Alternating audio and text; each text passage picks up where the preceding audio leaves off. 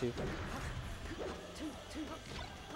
I like how Westballz uses his shield, like he'll dash forward, shield stop, and then get the forward momentum there. So that means he dashes forward, he shield stops, he pushes forward to jump, he lets go of forward to nair, and then he's pushing whatever direction to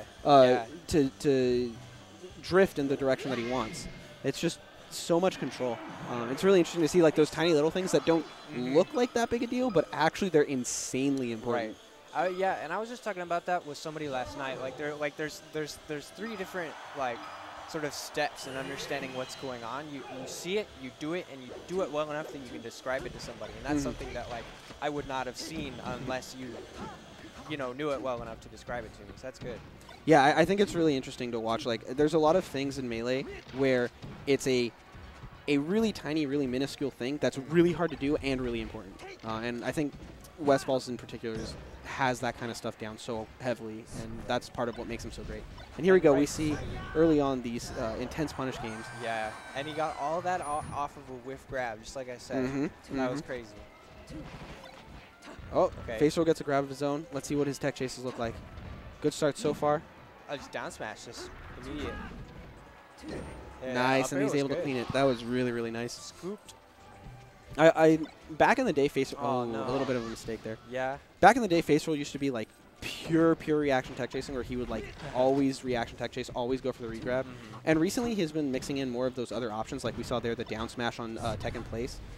Ooh, that Shine's gonna take another stock. Holy cow! Faceroll loses 2 stocks at less than 10%. That hurts a lot. Yeah, it does. Mentally as well. I've been learning that just Melee is so mental. It's absolutely. Ridiculous. Like, yeah. Like. It's crazy how much your execution suffers when you're not in it. Shine spiked, you know? Yeah. It's nuts. Now, luckily for Faceroll, this is a best of 5, so he has plenty of time to recover his mentality. See, there's that downer you talked about, catching the tech on the platform. Really, really good. Or tech in this case. Yeah, same thing. Okay. Faceroll putting on a ton of pressure on shield. That was really sick, actually.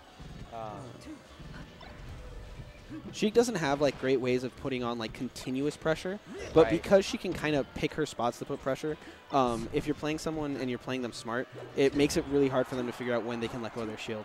And Faceroll really... It's very spaced. It's kind of like Mars pressure. Nice. Faceroll taking a stock back. Now, he's still got quite a mountain to climb. Yeah, seriously. And he gets caught by a back air. That should be it, yeah. So, good stuff to Westballz there, game 1. He kind of maybe took advantage of the situation a little bit, but yeah, you know, he worked for it. So, let's see how we can go forward. Yeah. Looks like Fountain of Dreams for game 2. Yeah, generally considered like a stage that Sheik's really like. Wow. Oh. The shine grab on shield is so good. Yeah. Just seems to know exactly what Faceroll wants to do. Yeah, see, Faceroll's in this really tough position where he has to recover without a double jump, right? So he doesn't have too many options. He's going to have to land on stage. Oh, my God. Dang. He was actually in the corner for like 20 seconds there with no way out. That was such good corner pressure by Westballz. Yeah, Faceroll acknowledges, he smirks a little bit, like, dang, that was good. But let's see, I think what Faceroll's going to have to do is same thing sort of Venox, just create that space. But I think that might be a bit harder to do with Sheik. Oh, man. Especially on these small stages. Yeah, I agree. What is the reason for the fountain pick? Kind of small, a lot of platforms. You can do a lot of really crazy stuff with your tilts and stuff. Like when the platforms get low, your tilts cover the whole platform and stuff. Up tilt. Also, just in general, like Sheik is a big fan of the the tri-platform stages because she has really, really strong like waveland movement and stuff on the platforms. Okay. Nice back air. That's going to take it. Needle turnaround. Yeah. That was crazy. Oh, but Westballz just gets the grab during his invincibility. Back air. And that should... I don't think there's any way for Faceroll to make Westballz miss this, Oh, man, that is tough. So, I think one thing that Westballz is doing a really great job of right now, and if you like watch really closely, it seems very intentional to me, so I don't think it's just that Westballz getting lucky or anything. Right. He's putting Faceroll in these really awkward situations where he's tricking up whether Faceroll should or shouldn't be crouch canceling.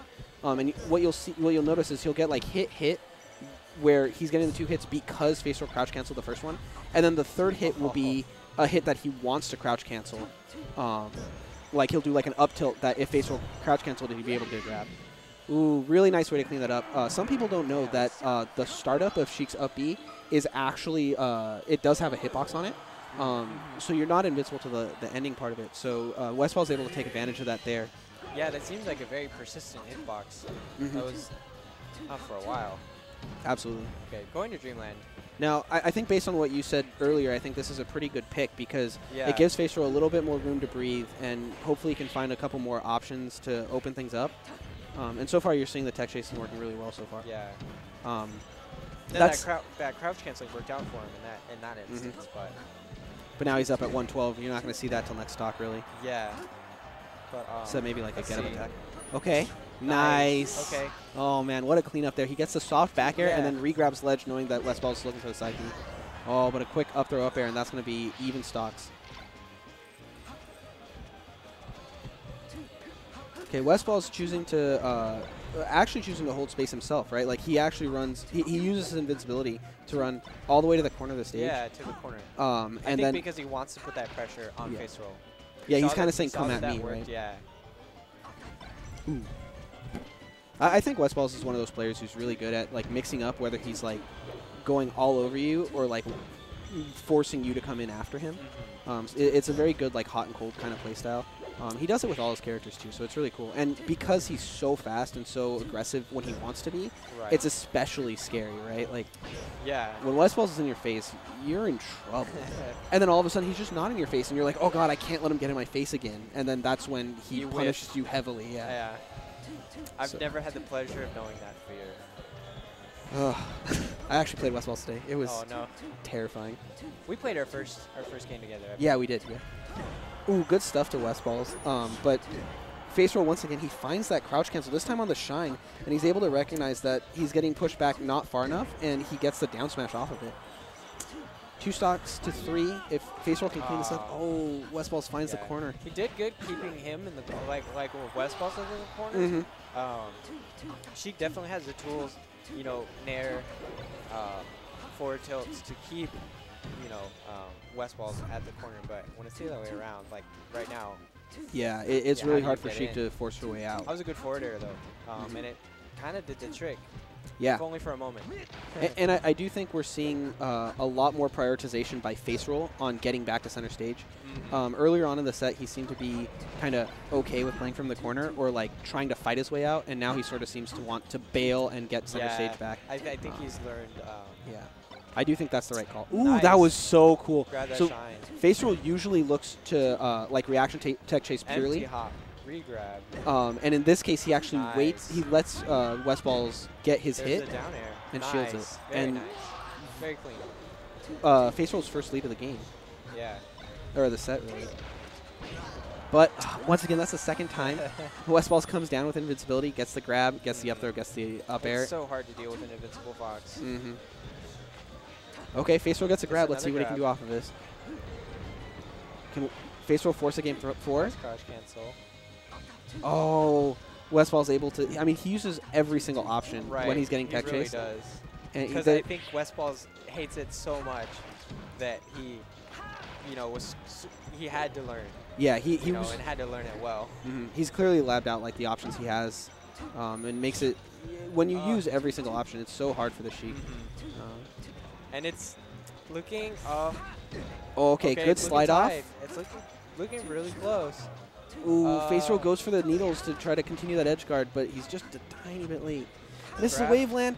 Westballz trying to capitalize off this. Okay, Faceroll's holding Westballz in the corner. No, he's in the corner. Okay. He finds the up tilt. That's not going to kill because it's Dreamland. Right. But Faceroll's in like a really hard to recover position. He's on the platform. That was good. What does he do? Okay, Nair works out. Oh, that F tilt. Just missed. Yeah, Fox able to roll out just in time. Oh, he finds the back air. And that is going to do it. Ooh. Really intense last game there. Yeah. Good stuff to Westballz to close it out. 3-0. Of course. Let's see if Faceroll can make the loser's comeback and fight his way to a second opportunity. That would be something. I think he is slated to do so, but he's going to have to answer to one of these two players coming up in order to make it there. We got Venalox and Beastly Turtle. Yeah, so for those of you who are not super up to date on the SoCal scene, Beastly Turtle is Aang. He's recently changed his tag, so it's the same guy. He's a really, really strong Fox Marth dual main. Venalox, I think we talked about this a little before. He usually plays Fox Falco. Yeah. He did. And so the way that this matchup works out, Aang doesn't like the Ditto. So Venalox goes Fox and Aang goes Marth, and that's how we end up seeing the play. Yeah, judging on what you just said, I don't think he likes Dittos in general because we played and I did not know that he played Marth. He went Fox against me. Yeah, and that's exactly what he does. He plays the other character in both